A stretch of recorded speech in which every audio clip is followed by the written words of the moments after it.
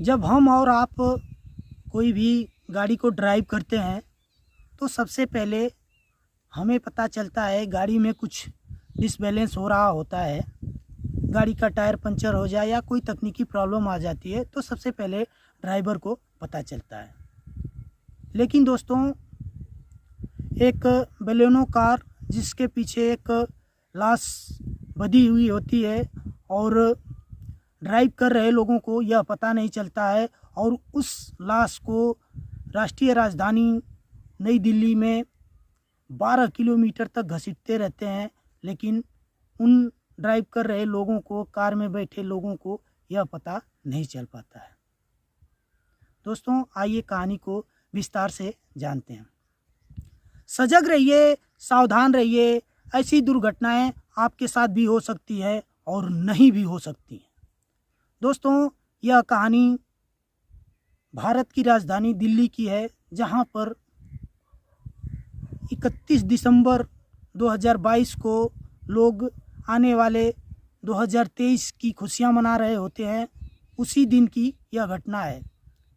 यह घटना दिल्ली के कांझावाला इलाके सुल्तानपुरी की है, जहां पर एक डेयरी का काम करने वाला लड़का दीपक, जिसका नाम बताया जाता है, वह लगभग 3 बजे रात में अपने डेयरी के कार्यों से अपने डेयरी फार्म पे जाता है और रोड पे खड़ा होकर वह इंतज़ार करता रहता है कि दूध वाली गाड़ी आएगी और उसको लेकर हम जो अपने डेली के कस्टमर हैं उनको दूध बांटने के लिए जाऊंगा।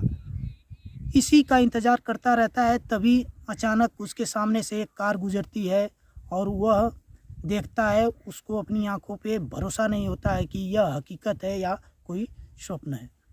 वह यह देखता है कि कार सामने से गुजर रही है और पीछे एक लाश बधी हुई है और गाड़ी उसको घसीटते हुए लेके जा रही होती है।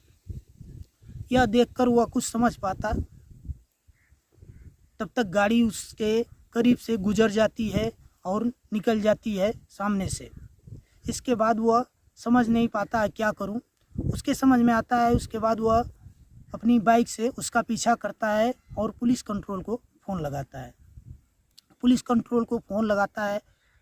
कंट्रोल से फ़ोन रिसीव होता है। उसके बाद उससे इंक्वायरी होती है कि गाड़ी कैसी है, गाड़ी का नंबर क्या है और लाश पे कफन है या बिना कफन की है, कैसी गाड़ी है, कैसी डेड बॉडी है, क्या है, सारी बातों को जाना जाता है। लेकिन पुलिस मौके पे नहीं पहुंचती है और इतना सारे बातों बताते बताते उसको कुछ मिनट बीतते हैं और गाड़ी तेज़ी से आगे निकल जाती है। लेकिन कुछ ही क्षण बाद वह गाड़ी रिवर्स होके फिर उसके सामने आ जाती है। जब तक वह फ़ोन पे अभी पुलिस कंट्रोल से बात कर रहा था, उसी दौरान वह फिर से दोबारा गुजर जाती है पास से। इसके बाद वह लड़का अपने डेयरी फार्म पे जाता है और अपनी 2 व्हीलर बाइक को रख के वह अपने बोलेरो कार को लेता है और उस कार से पीछा करना शुरू कर देता है उस गाड़ी का, क्योंकि 4 व्हीलर गाड़ी को 2 व्हीलर से पीछा करना मुश्किल था उसके हिसाब से। इसके बाद वह लड़का पीछा करता है। पीछा करते करते कुछ दूर निकल जाता है, आगे जाता है। पुलिस की एक जीप खड़ी मिलती है। इसके बाद वह वहाँ रुकता है और पुलिस को बताता है कि एक गाड़ी बलेनो जो आ रही है, जो आगे सामने से गई है, उसमें एक डेड बॉडी है, पीछे से उसे घसीटते हुए बांधे हैं और लेके जा रहे हैं। लेकिन पुलिस का कोई रिस्पांस नहीं मिलता है और वह देखता है कि पुलिस वाले नशे में धुत थे। वह मायूस होकर वापस लौट आता है। यह घटना लगभग 3:15 18 मिनट के आसपास की थी रात्रि को। इसके बाद वह वापस आ जाता है। सुबह 5 बजे के करीब पुलिस कंट्रोल को एक फ़ोन आता है। कांझावाला रोड से जोंटी एक गांव है, वहीं से एक फ़ोन आता है कि यहाँ पे किसी की डेड बॉडी है।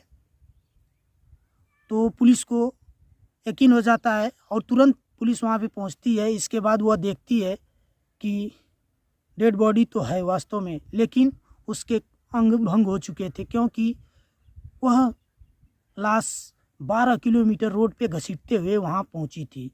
उसके हाथ पैर सभी अंगुलियां कुछ टूट के इधर उधर बिखर चुके थे रोड पे। गाड़ियां रोकती हुई चली गई थी जिस पे, और वह डेड बॉडी थी लेकिन कंप्लीट नहीं थी। इसके बाद पुलिस लाश को पोस्टमार्टम के लिए लेके भेज देती है, और इधर पुलिस को अब यह डर हो जाता है कि यह बात अगर राष्ट्रीय राजधानी से बाहर जाएगी तो लोगों में पुलिस पर तमाम तरह के सवाल उठेंगे और पुलिस की बड़ी बदनामी होगी। इसलिए पुलिस ने इसको बड़ी गंभीरता से लेते हुए जांच करना शुरू कर दिया। उधर दीपक को यह पता था कि सुबह होते ही लोगों को यह बात बताया, और लोगों में धीरे धीरे यह बात चर्चा का विषय बन गया, और इसके बाद धीरे धीरे मीडिया तक यह बात पहुंचती है और पुलिस इसको बड़ी सख्ती से पेश आने लगती है और पता लगाती है। वह बताया था जो गाड़ी का नंबर ट्रैक किया जाता है, उससे उन अपराधियों को पकड़ा जाता है। ड्राइव कर रहा होता है दीपक, और उसके साथी अमित, मिथुन, कृष्णा और मनोज इत्यादि उसके साथ में गाड़ी में बैठे थे। इसके बाद पुलिस उन्हें गिरफ्तार करती है और अरेस्ट करके जेल में डाल देती है। इसके बाद मीडिया का और पुलिस का जांच करना और मीडिया का पता लगाना वास्तव में आखिरकार यह घटना हुई कैसे, और इसमें जो लड़की की मृत्यु हुई वह कौन है, तो पुलिस पता लगाना शुरू कर देती है। इसके बाद जब पता लगाती है तो पता चलता है कि उसमें जो लड़की मरी है उसका नाम अंजलि है। उसके माता से उसके घर पे पुलिस और मीडिया वाले मिलते हैं तो पता चलता है कि उसके पिता का 8 साल पहले ही देहांत हो चुका है, और अंजलि 4 बहन है और 2 भाई हैं, और अंजलि एक इवेंट कंपनी में काम करती है। उसी के माध्यम से जो पैसे रुपए मिलते हैं उसी से घर परिवार का खर्च चलता है। और अंजलि की माँ बताती हैं कि वह हमसे बता के गई थी कि मैं जा रहा हूँ, एक पार्टी है, हैप्पी न्यू ईयर की पार्टी है, उसमें जा रही हूँ, वहाँ से कुछ पैसे मिलेंगे, और यही बता के गई थी। इसके बाद पुलिस धीरे धीरे और छानबीन करती है तो यह पता चलता है कि जिस होटल में वे ठहरी थी वहाँ पुलिस पहुँचती है तो उस होटल से यह पता चलता है कि 7:30 बजे के करीब वे 2 लड़कियाँ यहाँ आई थी, जिसमें एक लड़की का नाम निधि बताया जाता है और एक का अंजलि। वे दोनों 7:30 बजे करीब आती हैं, होटल में रहती हैं। 1 बजे वह आपस में रूम में झगड़ा करने लगती हैं या क्या करती हैं यह पता नहीं चल पाता है। ज़ोर ज़ोर से जब बाहर आवाज़ आती है तो अगल बगल के लोग डिस्टर्ब होते हैं, इसलिए होटल के मैनेजर जाते हैं और उनसे कहते हैं कि तुम लोग रूम छोड़ के चले जाओ। तो वे लड़कियां 1:40 पे होटल छोड़ के चली जाती हैं। इसके बाद नीचे आती हैं और निधि स्कूटी चलाती है और अंजलि पीछे बैठ जाती है। इसके बाद कुछ दूर जाने के बाद अंजलि जिद करती है कि मैं गाड़ी चलाऊंगी, स्कूटी मैं चलाऊंगी, और इसके बाद निधि पीछे बैठ जाती है। कुछ दूर जाने के बाद सामने से एक बेलेनो कार आती है और वह टक्कर मार देती है। टक्कर इतना ज़ोर होता है कि निधि स्कूटी के साइड में और स्कूटी एक साइड में हो जाती है और अंजलि उस गाड़ी के नीचे पड़ जाती है और गाड़ी के नीचे उसका पैर फंस जाता है धुर्रे में, और वह गाड़ी बेलेनो उसको घसीटते हुए लेके चली जाती है और निधि चिल्लाती रह जाती है, अंजलि चिल्लाती रह जाती है, लेकिन वह गाड़ी चली जाती है। उनको पता तक नहीं चलता है कि हमारे गाड़ी के नीचे कुछ फंसा है। टक्कर मारने के बाद बेलेनो कार कुतुबगढ़ की ओर चली जाती है और कुतुबगढ़ के तरफ ही दीपक का डेयरी है, और जो अपने डेयरी वाली गाड़ी का इंतज़ार कर रहा होता है वही इस घटना को देखता है और सभी को बताता है। अगर शायद पुलिस इसमें मुस्तैदी दिखाई होती तो यह घटना शायद कुछ और ही इसका अंजाम हुआ होता। पुलिस ने कहीं न कहीं पुलिस की निष्क्रियता इस इतनी बड़ी घटना को अंजाम दिया कि एक लड़की की लाश को पूरे राजधानी में घसीटते हुए रोड पे गाड़ी लेके जाती है और कोई देख तक नहीं पाता है।